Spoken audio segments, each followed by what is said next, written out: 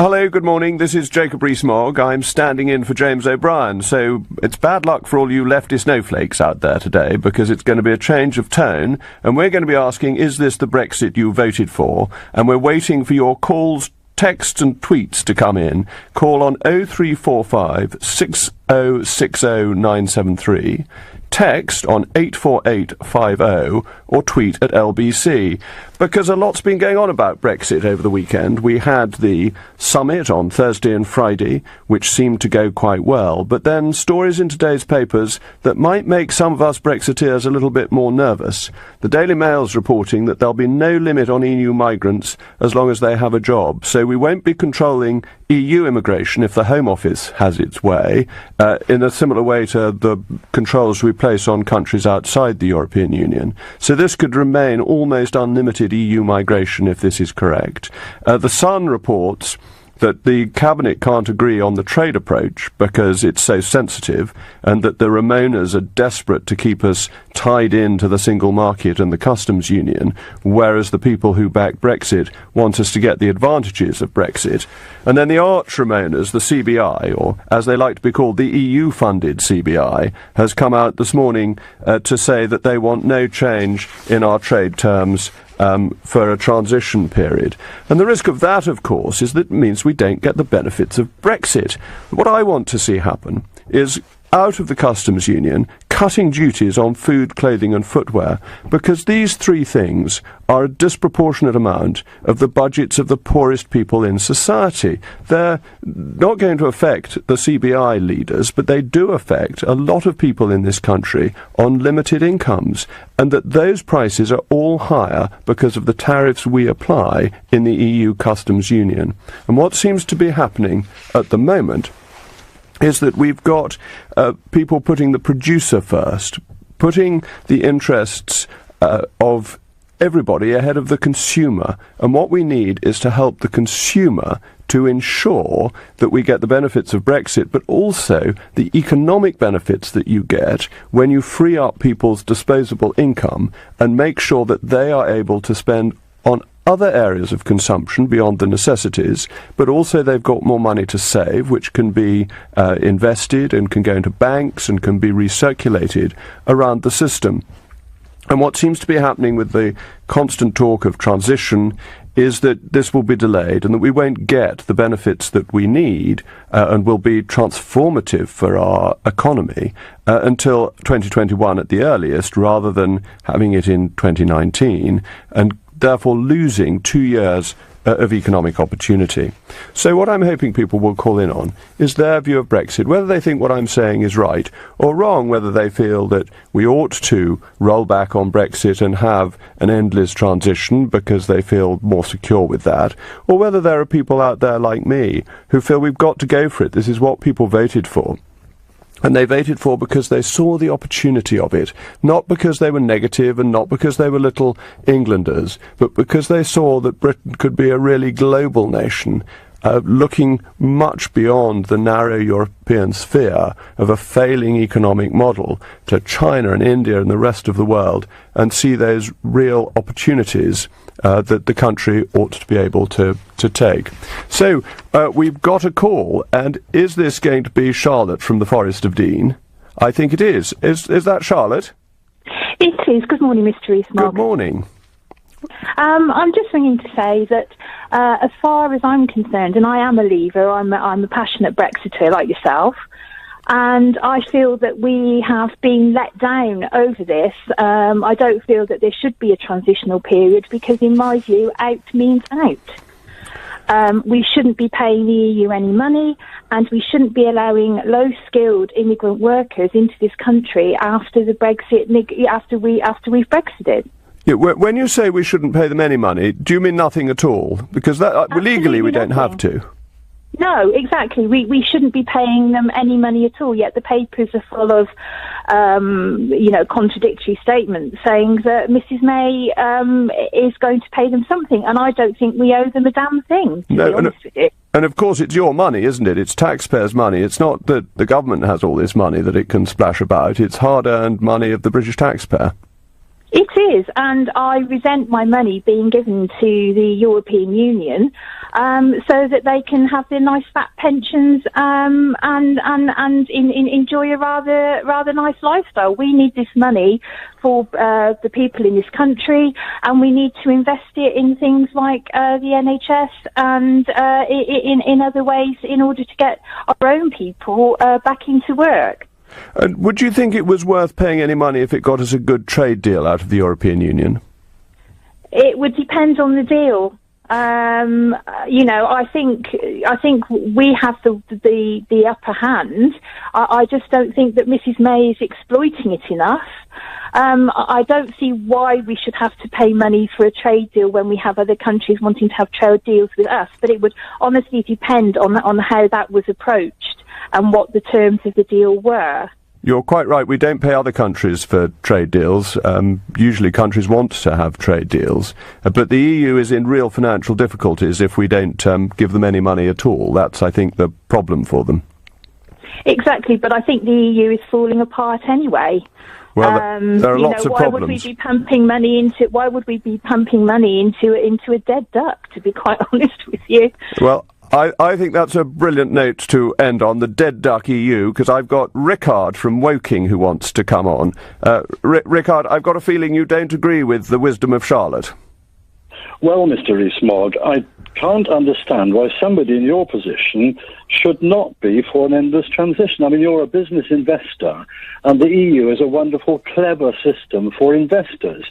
You can promote your interests through the Commission, because under the treaties, the Commission is beyond the control of politicians and the public, and it's only if the politicians pretty well agree immediately to any CC Commission proposal without any argument that they can do what they want. And because the Commission can always withdraw a proposal, if there are any amendments proposed, then they've got the last word. And I mean, your people in Brussels can shape policy proposals through lobbyists. You've got that car exhaust scenario. It's only the USA that found out that the various car manufacturers in Germany were ripping people off. That was EU legislation, probably brought in by pressure from the German car makers. So that went wrong. But if you've got the EU staff sworn to secrecy, which they are, and if they criticise the EU, they get sacked without pension, and you've got the euro, a great success, creating mass unemployment in the south of Europe, so you get cheap labour, absolutely essential for profit and your type of investment, and you've got to try and beat China. And with free capital movements, you can buy up assets anywhere without any restrictions, except perhaps in Denmark, where they've brought in something you can't buy a house in Denmark if you're not a Danish original. And, with the free movement of labour, you get cheap labour, and cheap labour means profits, and you're an investor. Oh, I see. So you think I should support the EU racket because it makes me money? Actually, it doesn't, because what the EU does is it supports lobbyists and it supports uncompetitive big businesses. But I've always been on the side of small businesses who find that the EU just gives them extra costs and makes them less efficient. And I also want to see high employment in our country and across Europe, and that leads to higher and better wages and a better standard of living for electors up and down the country. And so I very much like your approach to this question, but I'm on the other side of this because I trust democracy ahead of lobbyists and bureaucratic cabals. Well, that is the problem, of course. Democracy is the problem. If the European Parliament were running everything as a proper parliament, then that would be a big danger because the people would actually have a big say. But at the moment, the Commission is in the driving seat. It's got the wheel. What anybody says, the Commission will win out in the end. And that's the brilliance of those treaties. All the treaties have got the Commission as the main operator. Yep. Well, I think you're getting on the right lines there. When I saw your message come up that you thought it was good for business investors to be in the EU, I thought you were going to make a strong case for why the EU was so marvellous. And actually, it seems to me you've seen through it. You've seen the crooked ramp that it is. Well, I can't agree with that. The EU is a wonderful system for investors, and they make a lot of money. But not for the people. Getting what they want. But not for the people. not for the people, perhaps. But don't you think we should put the people first? No, not really. It's always worked for us in the past. What, putting investors first, putting lobbyists and inefficient businesses? This arrangement has been going on for decades. It goes right back to 1942, when the German Minister of Investment and Policy put forward a wonderful scheme. That's great. Thank you. We've got to go off to a few messages, so thank you very much for your call, but we're going to be back on this great subject very shortly. Well, welcome back. This is Jacob Rees Mogg on LBC, and we've been discussing whether we're getting the Brexit that we've voted for. And Chris from Richmond, is that Richmond, Yorkshire, or Richmond, Surrey, that you're calling from? Richmond, Surrey. Good morning, Jacob. Good morning. I'm very disappointed with the government's attitude regarding EU citizens. My wife has been here 22 years, and because we lived abroad, she's now in a situation where she can't apply until after we leave the European Union. When my family's had difficult times, I had very bad depression 3 years ago, and I was literally suicidal, and I'm not lying when I say that. And it was a Hungarian mental health nurse or psychiatrist that helped me through things. I have a daughter who's autistic, and she was helped at school massively by a Spanish teaching system. Now, under the current government plans, those people, if they haven't been here 5 years, would not be given guaranteed settled status. How can you say that you're on the side of the people when you haven't voted in the House of Commons and given the chance to guarantee the right of those people to stay in this country, Jacob?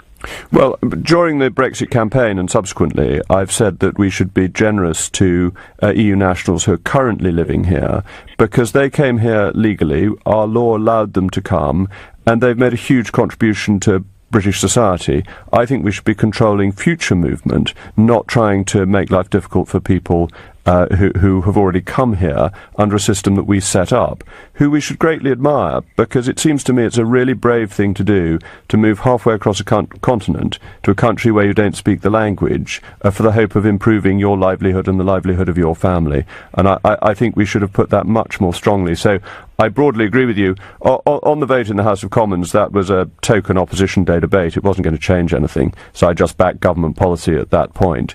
But I hope that we will be clearer, and indeed Mrs May is now much clearer on the need to protect people who came here lawfully and are contributing to our society. Well, I mean, I think just at the Opposition Day debate, you could have made it your opinion clear by voting with the opposition motion. I think the other point is, I don't think she's been completely clear. She's talking about people being here lawfully, but she was the only member of the cabinet that 15 months ago vetoed the idea of having a guarantee for EU citizens from effectively day one of Brexit. And the point is, this is putting people off, I believe, Jacob, coming into professions. I recruit auditors. I work for a pharmaceutical company. I recruit auditors. I need language speakers. It's hard enough to recruit as it is now. If the government wants to continue to send the message that these people aren't welcome, or it's going to make it more difficult for them to come, and we as employers are going to have to go through more paperwork, people won't apply, and people will end up having to set up offices and departments and teams in other parts of Europe. Well, it is going to be a question of taking control of our borders, isn't it? That's what people voted for, and that it's only right that we should have proper controls so that we can decide on the numbers that we want to come. And the future position is, I think, much more straightforward. Well, but what about you've been controlling non-EU immigration for a long, long time, but you haven't controlled it properly. The fact is, I agree with that. The fact is we have low unemployment. So in the Conservatives, on the one hand, like yourself, trumpet low unemployment, isn't it great under the Conservatives? At the same time, he's saying, well, we don't need all these people coming to the country. Social care in the borough of Richmond upon Thames would collapse tomorrow, Jacob, if Europeans stopped coming. But it's a fact, as in most of London. Well, the people who are here won't go, necessarily. They won't be any under obligation to. They'll remain very welcome in this country. And there are over 8 million people in this country who are economically inactive, of whom 2 million would like to get employment. So there is quite a lot of extra supply in this country without going abroad.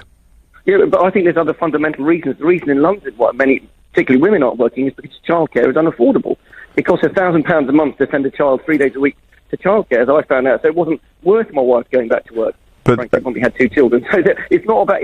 There's other barriers which actually stop people going back to work. It's not the availability of jobs in certain parts of the country. But as you know, the government's introducing 30 hours of free childcare, so I think people are aware of the issues with childcare, and policy initiatives are in place to help with that. But No, Jacob, I disagree because my friends run a nursery, and even that policy has been flawed because all that's done is say, right, we've got to give 30 hours free childcare to 3 and 4 year olds, but what are they doing? They're then ramping up the charges on 2-year-olds to make a profit because they can't charge for extra services. Well, we're wandering a bit away from Europe, so thank you very much. I might move on from Craig from Devizes, so that's Wiltshire, next door to Somerset, so a very good county, not of course as great a county as Somerset, but Craig, you're very welcome. If Craig is there. Hello. Hi, Jacob. Are you talking to me? I am. Craig from from Lincoln. You've moved. It said Devizes. From Lincoln, yeah. Yeah. Fantastic to talk to you. Thank you. It's good for you to be on the radio for this 3 hours rather than me having to punch myself in the face like I normally have to do. I can't see why this is so difficult, this transition. The 3 questions, for instance, EU citizens' rights. We ought to give them, all the people that are legally here, we give them the same rights as UK citizens enjoy. So not the same rights they've currently got with the European Court of Justice, just the same rights as UK citizens will have, because that's fair, surely. The question of the Irish border, we should just say to the EU, we're not going to put a hard border there. If they say one has to be there, then they can fund it, they can put one there, and I think the Irish will reject that, and they might end up having a referendum to leave the EU as well. On the divorce bill, we ought to pay them nothing because our assets will offset the commitments that we've got. And lastly, the trade deal is all we have to say to them is, OK, you decide the tariff. However, it will be a universal tariff. So if you decide it's 10%, fine. We'd make an extra 6 billion quid a year out of that, plus the 10 billion we're not paying them. That's 16 billion. If they decide, actually, we need to have a free trade deal because we make a surplus on the UK, we're obviously, the UK are in deficit to the EU on trade, then that's fine as well because that's the position we're currently in. But we'd be 10 billion a year better off that we're not paying the EU to have what they call a free trade deal. How is it free if you're paying 10 billion a year to have the deal? That doesn't sound free to me. When people say our fruit and vegetables will go up in price, they won't. They won't. They should come down. Do you know we have tariffs on oranges, which we don't grow in this country, to protect the Spanish orange growers, and that makes oranges more expensive for UK consumers. Grapes similarly as well. Strawberries, if you take from Zimbabwe and Kenya and places like that as well, all our fruit and veg would actually come down in price. So we wouldn't have to pay tariffs to the rest of the world because we could do free trade deals with them as well. I agree. The only reason, I just can't understand why our government just don't, if they actually came out and said that out loud to the people, then they're saying, actually, the only blockers are the EU. There are no blockers in the UK. All these 3 things we've satisfied. And as for regards to the trade deal, we're saying we want a trade deal. You decide the tariff. However, it will be a universal tariff where we pay the same for cars as we pay for fruit and vegetables. I'm in entire agreement with you. If anyone disagrees, will they call 0345 6060 973? And in the meantime, I'm going to Chris from Wilmslow. Hello, Chris. Oh, hello, Jacob. Do you Hello. hear me? Hi. Yeah, I'm completely with you. So I'm not going to sort of dwell on too much detail. I think really there's going to be winners and losers in this whole situation of Brexit. Everybody knows that. I think we should just go for it. But my question to you is, how do we precipitate a fast track to this Brexit resolution? I mean, it seems that we're just fluffing around. We're kind of moving in a situation which is not going in any clear direction. We continue to make all the running with this, and I just think we're going in the wrong direction. I think we should play hardball and accept that there's going to be some outcomes which some people, will benefit. Some fisheries and farmers and that. Other charities, for example, may be under pressure because it's from direct EU funding unless the government step in. And so when you play hardball, what do you mean? Say we're not giving you any money and we're just going to leave and trade with you after the 29th of March 2019?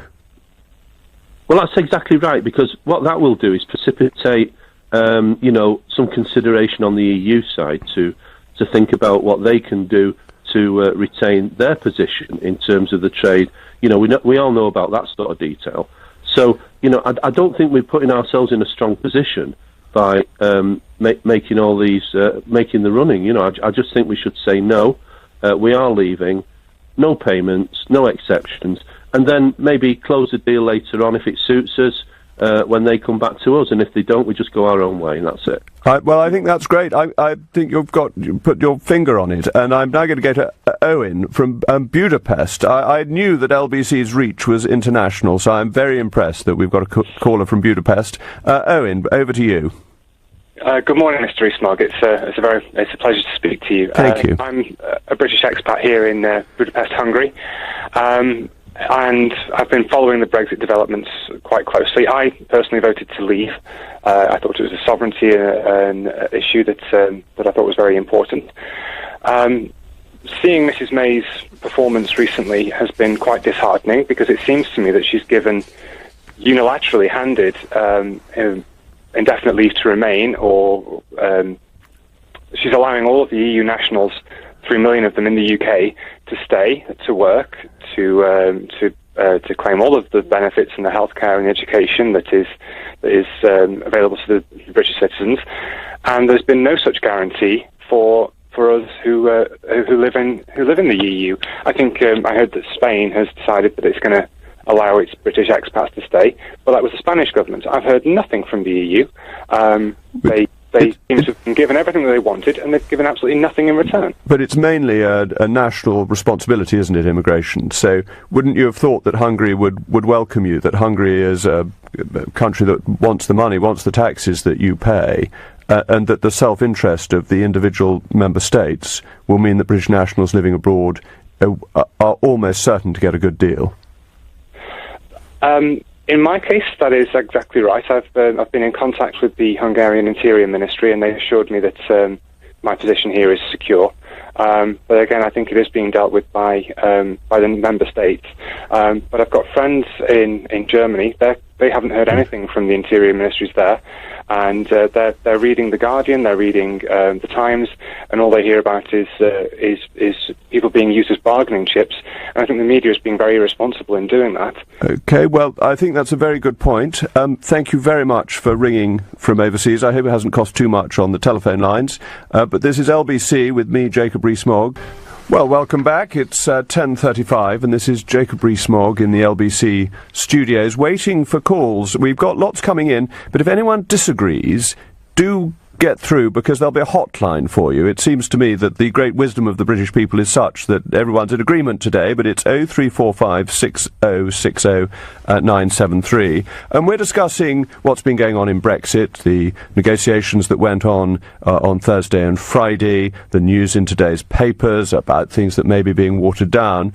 But I wonder if anyone's got any views about the leaks in the German papers, about the disobliging comments apparently made by the President of the Commission, Jean-Claude Juncker, about our wonderful Prime Minister, and saying that she doesn't trust anybody, but then why should she trust him? I can't think. But I'm very glad to welcome one of Mrs. May's constituents, Beverly from Maidenhead. Are you going to come on and speak up for our great Prime Minister and say that Monsieur Juncker is really a bit rude and should be politer? No. You didn't have to say that. I know you want to say something else, but I thought as she's your Member of Parliament, you might want to put in a word for her. No, not really, I'm afraid. I started off by being impressed, but everything seems to be sort of going all over the place at the moment, and I'm a keen Brexiteer like yourself. I'm UKIP's secretary of the Berkshire County Committee, and I just want to make a point about the EU and trade, which isn't often made. Most of the businesses in this country are small and medium-sized businesses, and whilst Remainers go on about the importance of the EU because it's a market of 500 million customers, small and medium-sized businesses don't want or need 500 million customers. If you've got a specialised product or service, then most of those people may not be your customers.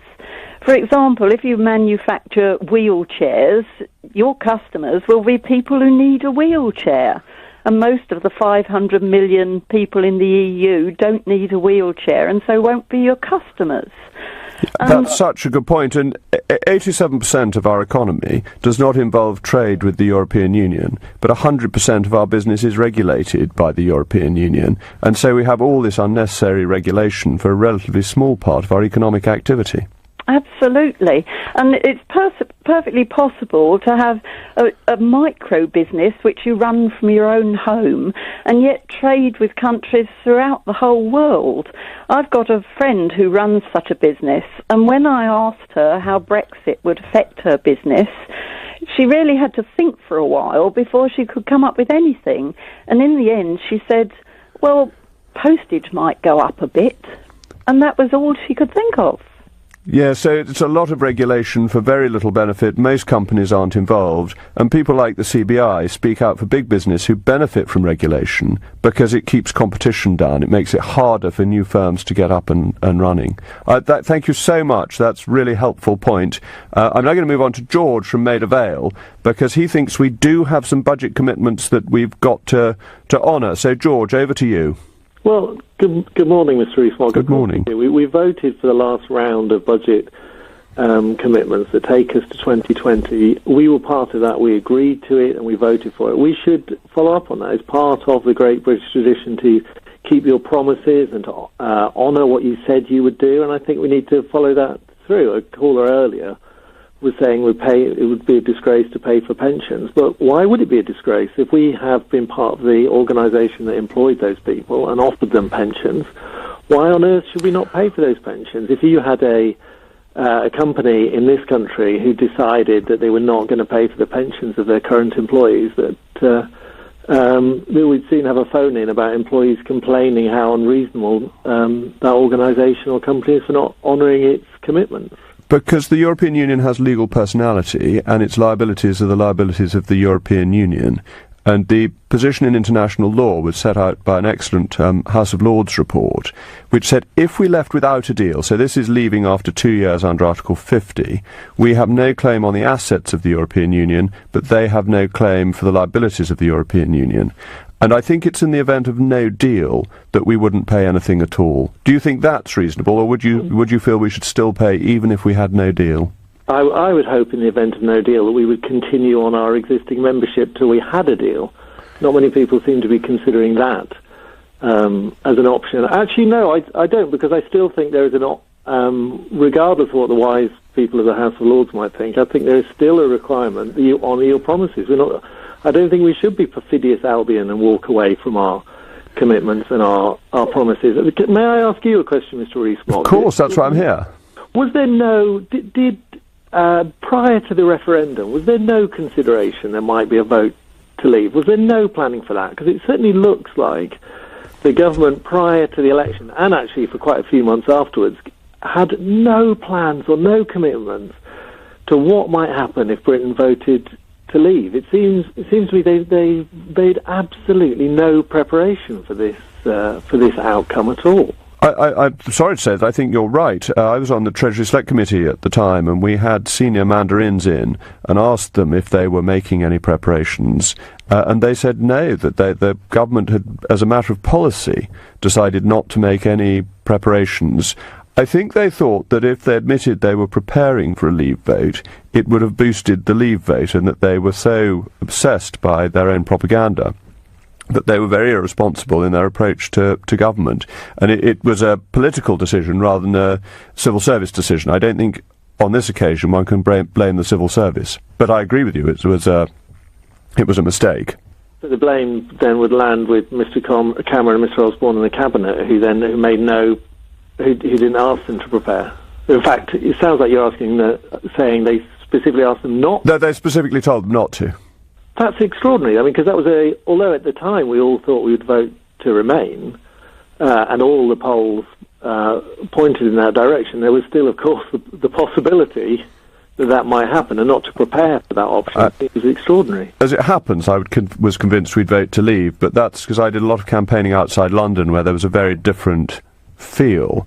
But I wasn't in a position to influence whether or not the government made any preparations. And I agree with you. I think it was deeply irresponsible, and it was done as part of the Project Fear to say that if we vote to leave, there's nothing in place. Anyway, thank you very much for calling. I'm now going to go to Tony and East Finchley, because you think Brexiteers are lying and the organisations are decent. So far away. Well, that's not what I said. What I wanted to know was, you said at the start of your speech, the EU-funded CBI. Yes. Why did you say that? Because it gets money from the EU for surveys that it carries out for them, and it's in their accounts. Less than 1%, isn't it? It's in their accounts that they get money from the EU, and you don't get money from the EU unless you sign up to a contract saying that you won't do anything that damages the reputation of the EU. So the CBI... Isn't true. You get less than 1%. 1% comes from the EU. They get money from the EU. It's what I've said is correct. How much money? It's less than 1%. Well, it's part of their funding. It's part of their funding.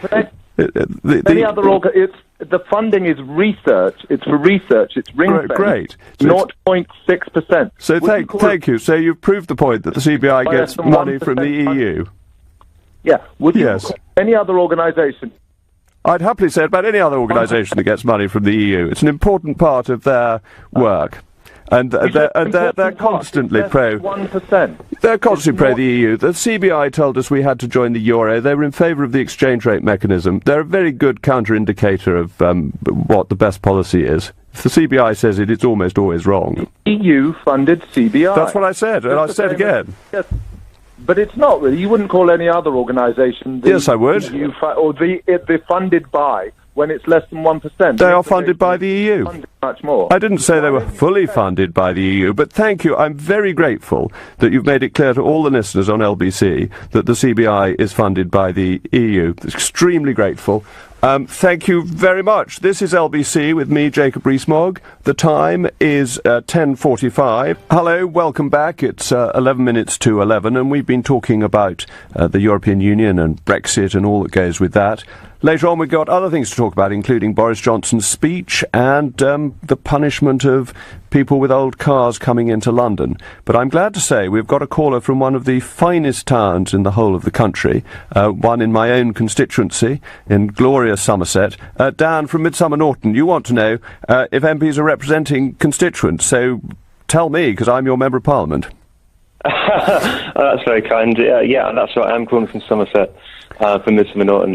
What I actually wanted to talk to you about, Jacob, was how difficult it is to represent constituents on such a broad and complicated subject as Brexit. Obviously, we had a referendum which is a yes or a no, but there are so many facets and issues to be involved in Brexit. So I wanted to ask you, how does one go about representing constituents on something so complicated? I think you put forward your views at the general election and, of course, in between times, and then voters decide whether they want the views in the round that you have or they want the views of the other person. I think with Brexit, it may be of such an important level to people that it determines how they vote. But mostly, I think voters are saying, well, I agree with the Conservatives on this, and I agree with Labour on that, and conceivably the Lib Dems on something else.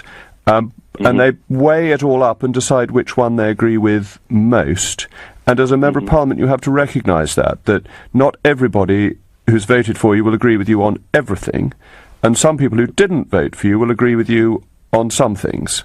And I think you've just got to weigh it up, and ultimately the voters decide. Right. I suppose you'd agree that to weigh things up honestly and to be sort of true to your voters, you have to stay in close contact with them, right? That's what MPs have to do. They have to sort of immerse themselves in their constituencies and such. I think that's very important. Okay. Would you mind if I asked you one question as a sort of a litmus test about how you fit in with your constituents? Well, I've grown up in Somerset. I was actually christened in the church in Midsummer Norton, so I've been around North East Somerset all my life, and I get views from my constituents the whole time via email and so on. But this is a conversation about Brexit, so I think we'd better stick to the subject. But thank you very much for calling in. We've got John from Derby who wants to know what the will of the people means.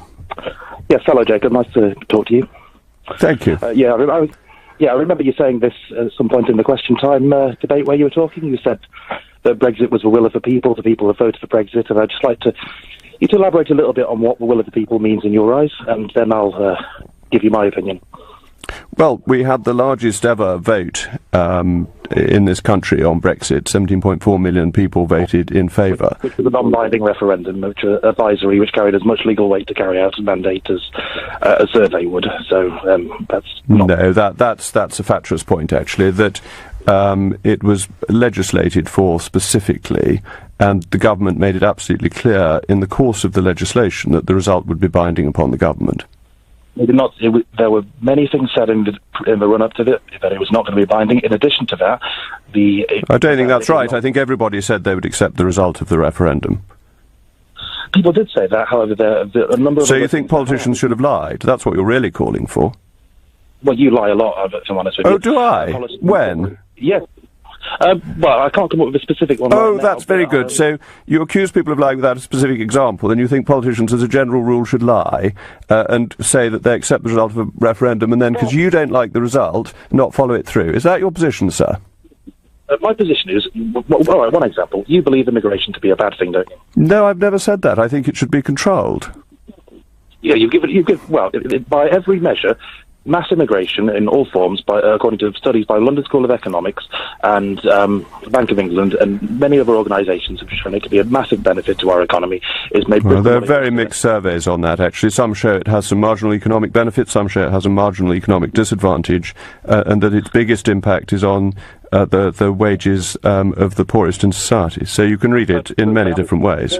The person who wrote that report, which said there was a 2% potential 2% decrease in wages in some areas, he himself said that was not a reason to cut immigration policy, because it's a marginal thing, and is it worth risking our nation's economy on such a marginal benefit? What benefits do you actually see a person like me who works a 40-hour week for just over minimum wage? What am I going to get from Brexit? The benefit will be that if we come out of the customs union completely and we take tariffs off food, clothing and footwear, that the cost of living for people on moderate wages will be significantly reduced. It's a really important advantage.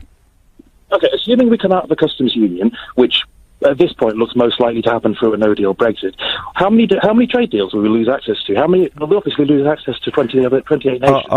Our biggest nations which we have access to through the EU. Our biggest trading partner is the United States, with whom we don't have a trade deal. And who just imposed massive tariffs on our aircraft.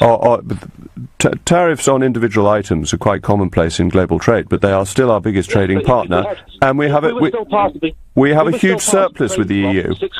600,000 people, 600 million people. We would have the weight to fight these tariffs. We are leaving the European Union. We are losing the power to have power over 600 million people there. We don't have power over 600 million people.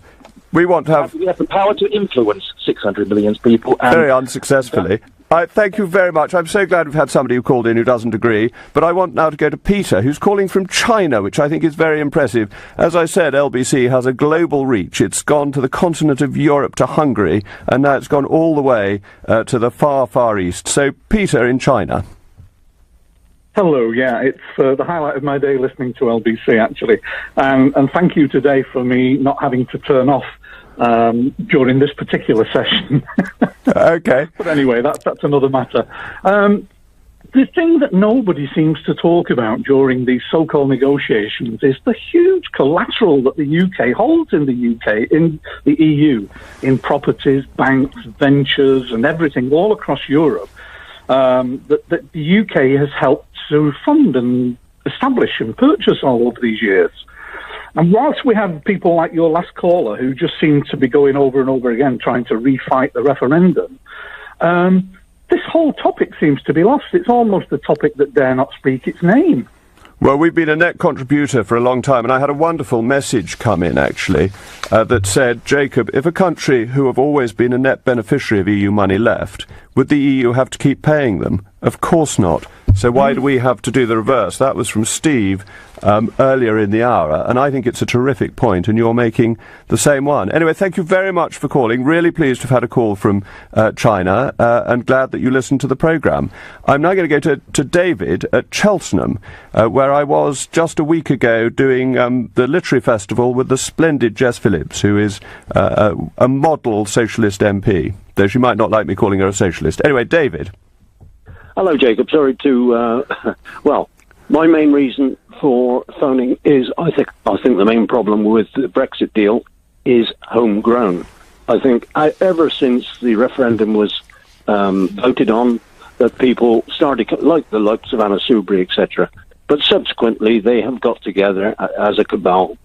And everything which is done in this country at the moment seems to be against joining the European Union, with leaving the European Union. And with the number of MPs in Parliament who seem to be pulling together to stop every which way move to get out of the European Union, what does it do to the European Union? Only seems to empower them, which would be an obvious answer to all the anti-Brexit in this country. Well, they'll have to answer to their voters in the end, won't they? And this is difficult, particularly for the Labour Party, because a lot of Labour voters were strongly in favour of Brexit, and if their MPs try and gum it up, I think they'll get their comeuppance at the next general election. But when will the next general election be? And the problem is, as you said, with the Labour, I mean, they went into this last election being very positively against staying in the European Union, and now they've done a complete U-turn over the last few months. Yep. And now they're going to put forward this motion for a final vote on the outcome of the talks, and to which it appears that they could put a complete block on it. I don't think that will work, but thank you very much for your call. This is LBC with Jacob Rees Mogg.